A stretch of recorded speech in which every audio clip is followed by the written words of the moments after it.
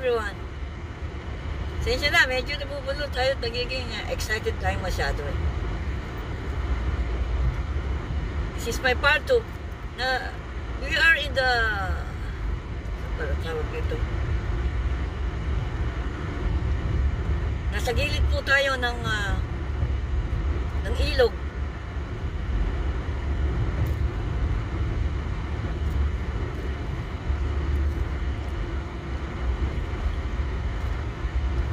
Kaya dito dapat napakaingat.